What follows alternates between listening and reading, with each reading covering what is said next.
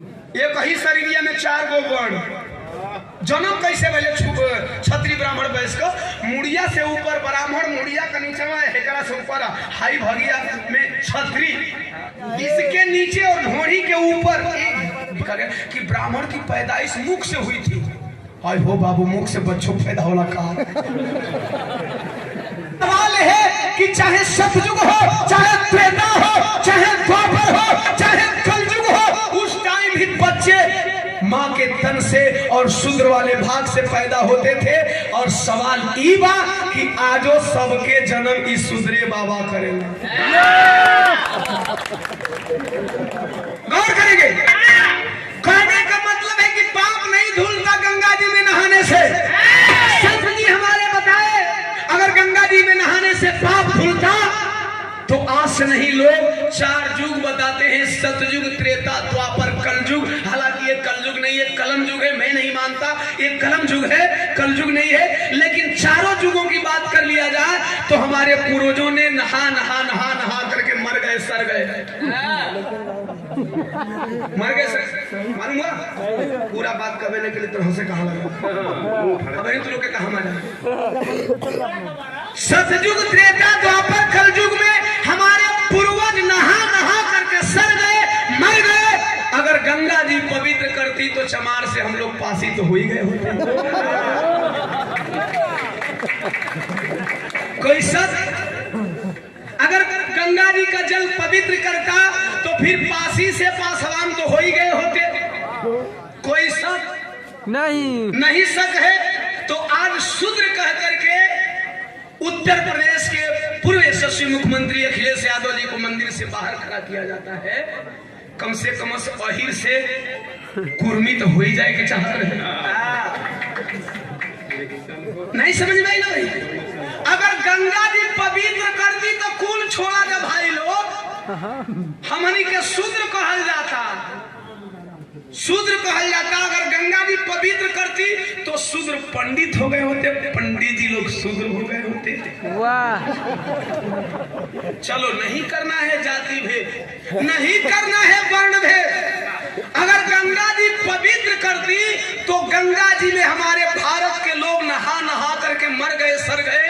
अरे भैया, कम से कम गंगा जी पवित्रता की फैक्ट्री है तो उस फैक्ट्री में नहा नहा करके कम से कम हम लोग क्षत्रिय ब्राह्मण वैश्य से ऊपर उठ करके मानव के जन्म में हम सब मानव तो हो गए होते। हम सब मानव तो हो गए होते। सवाल मेरा यह है, किसी के आस्था से मुझे नहीं खेलना है। गौर करेंगे, हमें किसी के आस्था से खेलना नहीं है। किसी जाति धर्म से हमारे महापुरुषों की लड़ाई नहीं थी। सवाल सिर्फ यह है कि गंगा जी के लिए यह बात हमारे संत जी ने लिखा कि मन चंगा तो व्यर्थ। आराम से आएंगे। मन चंगा तो व्यर्थ नहाना गंगा, इसलिए कि उन्होंने इस बात का अंदाजा लगाया था कि हमारे पूर्वज मर मर के सर गए, मर मर के सर गए। हमारे संत महापुरुष, हमारे पूर्वज नहा नहा के तर गए। किसी का जात और किसी का धर्म नहीं बदला। एगो फैक्ट्री में सड़ल गड़ल लोहा डलबा ना भैया, भंगार डलबा, तब वो जब लाल होला तो ओकरा में से निकलेला तो एकदम कुल लोहवे लाल निकली। अब गंगा जी में नहैला के बाद अहिर अहिरे रह जिया, चमार चमारे रह जिया, शूद्र शूद्रे रह जिया, छत्री छत्री रह जिया, ब्राह्मण ब्राह्मण रह जिया, वैश्य वैश्य रह जिया। तो फिर भैया कावन पवित्रता होता हो। ये बात क्यों कह रहा हूं, आ जाए।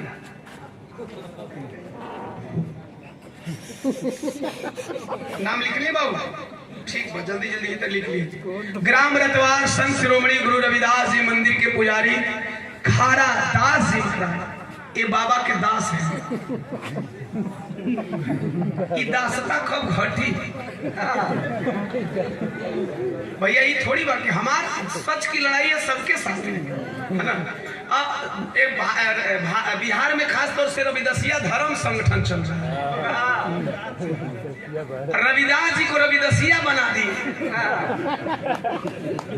जिनको जमाना संत शिरोमणि कहता है, जमाने के लोगों ने संत शिरोमणि कहा, और खास तौर से रविदास जी के मानने वाले लोग रविदासिया कहते हैं। कहला पर कई ठोरन को सूझे लगी। दीपक बाबू, कहला पर कई ठोरन को सूझे लगी। 4-5 को धर्म बर्बाद करे खातिर कंगरो लगे और धर्म उत्पन्न करो तरह जा। अपने संत का नाम आप लोगों ने इतना सम्मान से रख दिया रविदासिया। रविदास संगठन नहीं हो सकता था का उसमें धर्म जरूरी है। रविदास जी संगठन नहीं हो सकता था रविदासिया। इसीलिए मैंने कहा हमें अपनों ने लूटा, गैरों में कहाँ दम था। मेरी कश्ती वहां डूबी जहां पानी कम था। संत जी की पहली लाइन पे रियली मैं बोल रहा हूँ, बिना मंच बिना साज बजाए मैं बोलूंगा 2 दिन, बिना साज बजाए मैं 2 दिन बोलूंगा। चूंकि यह बंदा रोज घूमता है, रोज इस बहुजन समाज के दिनचर्या पे अध्ययन करता है। गौर करेंगे, केहू ना ऊंच बाटे केहू ना नीच की। आज नहीं 600 साल पहले हमारे संत जी कहे कोई ऊंच नीच नहीं है। चमार धोबी पासी मुसहर का बात छोड़ दो। अब गोरखनाथ कैसे चमार कहीं दिलन कि तो साला जन्मजात जबले का कहला कि हम गुलाम भइनी जा दूसरे का, तबले हम उनका कुल जाति बटी। गौर करिए, कोई ना ऊंच बाटे कोई ना नीच भी। छोट बड़ के खाई बाभन पैदा कैले। ये जात पात की सीढ़ी बना करके ध्यान दीजिएगा, बहुत नोटिस करने वाला पॉइंट है। जात पात की सीढ़ी बना करके इस जाति पाति के सीढ़ी में दीपक बाबू जो सबसे ऊपर बैठा है, नो डाउट, बेशक बिना कुछ कहे जाति का निर्माण उसने किया है। क्योंकि जब हम मानव एक समान है तो कोई सबसे ऊंचा कैसे हो सकता है। और इसको इस बात की पुष्टि आरएसएस प्रमुख मोहन भागवत जी ने 2-4 दिन पहले अपने बयान में कह दिया कि जाति भगवान ने नहीं बनाई है, जाति ब्राह्मणों ने बनाई है। हमारे संत जी कह रहे थे, संत जी का विरोध हो रहा था। बाबा साहब लड़ रहे थे, बाबा साहब का विरोध हो रहा था। पेरियार ललई सिंह यादव लड़ रहे थे, उनका विरोध हो रहा था। पेरियार स्वामी लड़ रहे थे, उनका विरोध हो रहा था। गाड़के जी लड़ रहे थे, उनका विरोध हो रहा था। ज्योतिबा फूले लड़ रहे थे, उनका विरोध हो रहा था। छत्रपति साहू जी लड़ रहे थे, उनका विरोध हो रहा था। अब कर लो विरोध, अब कर लो विरोध मोहन भागवत का। ओम प्रकाश दीवाना गाता है, ओम प्रकाश दीवाना का भी विरोध करते हो। कर लो विरोध मोहन भागवत का। वो भी ब्राह्मण है, उन्होंने कहा ब्राह्मणों को अपनी गलती सुधारनी चाहिए, ब्राह्मणों ने जाति बनाई है। अच्छा, मोहन भागवत जी कह दिए हर बात मानेंगे, लेकिन अब ये बात इस शूद्र समाज का भेजा में न घुस कि भाई जब जाति नहीं के तब उनको कौना जाति का लड़ाई लड़ रही। एक समाज होना चाहिए। जानते हैं जाति कैसे बनाई गई थी? जाति का फार्मूला क्या था? अरे शरीरियों के बांटल गए रहे हो, एक ही शरीरिया में 4 गो वर्ण, मुड़िया से ऊपर ब्राह्म हो। जन्म कैसे पहले क्षत्रिय ब्राह्मण वैश्य को, मुड़िया से ऊपर ब्राह्मण, मुड़िया का नीचे हेकरा से ऊपर हाई भगिया में क्षत्रिय, इसके नीचे और ढोड़ी से ऊपर। समीकरण ना गड़बड़ा, 1 इंच भी नीचे ऊपर होगा तो गड़बड़ हो जाएगा समीकरण। इसके नीचे और ढोड़ी के ऊपर एक बैस, इसमें से बैस लोग निकले थे लेकर के वो बक्सा। इसके नीचे का भाग शूद्र।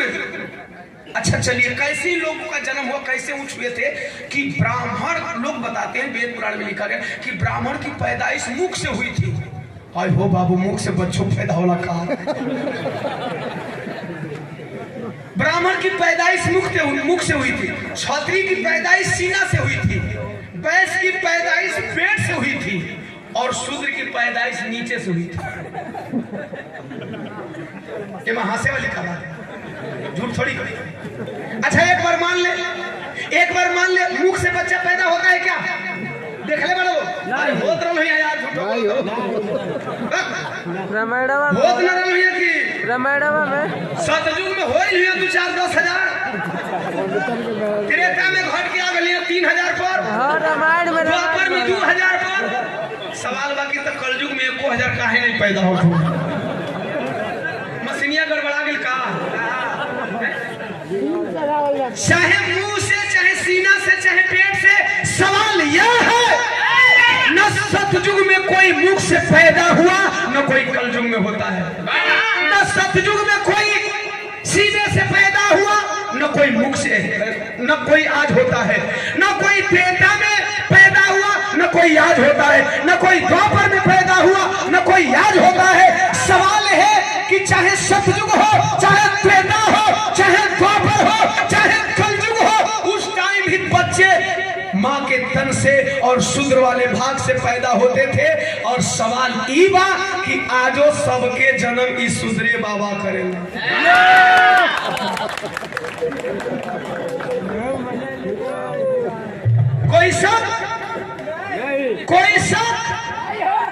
कोई क्षत्रिय ब्राह्मण वैश्य नहीं है दोस्तों। सवाल यह है कि सबका जन्म माँ के तन से हुआ है, न कोई मुख से पैदा हुआ है, न कोई सीने से निकला है, न कोई पेट से निकला है।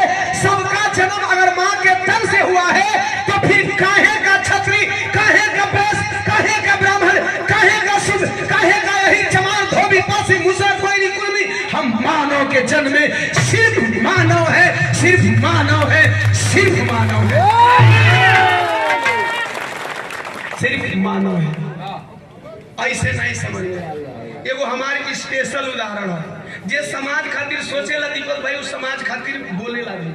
ई हमारी स्पेशल उदाहरण बा। एकरा से तो तू लोग जान लेबो कि हकीकत में मानव में कोनो जाति और इसकी लड़ाई सबको लड़नी होगी, तब जाकर के समाज सुधरेगा। ध्यान देंगे, गाय का जन्म कभी भैंस सुनने वालों नहीं हो भाई, उल्टा हो जाएगी। गाय ने कभी भैंस को जन्म दिया है क्या? कभी शेर ने बिल्ली को जन्म दिया है क्या? कभी मुर्गी ने मोर को जन्म दिया है क्या? नहीं। गाय का जन्मल गाय, पिल्ला का जन्मल पिल्ला, गधा का जन्मल गधा।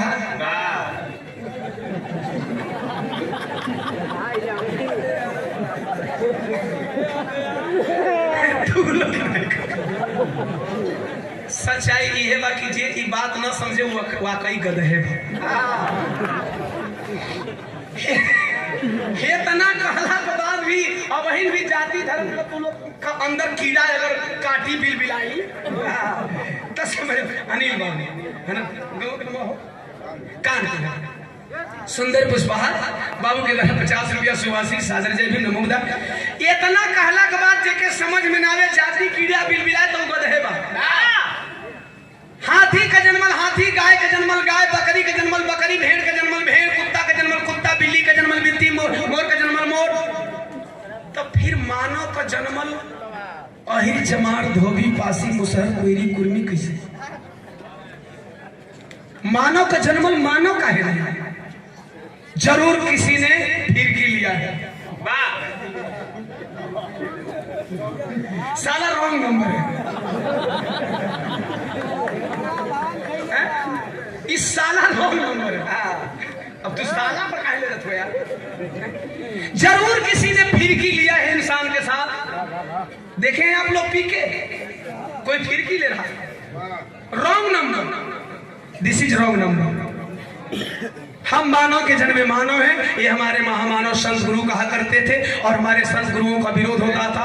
आज कहेंगे आप तो आपका भी विरोध होता है। ओम प्रकाश दीवाना कहता है ओम प्रकाश दीवाना का भी विरोध होता है। सवाल यही है कि हम मानव के जन्म में मानव है, मानव मानव एक समान। जिस दिन मानव मानव एक समान हो जाएगा, मानव मानव का कदर करना सीखेगा। जानते हैं साहब, जाति धर्म के नाम पे जो खाइयां बनी है पट जाएगी। जाति धर्म का नुकसान क्या है?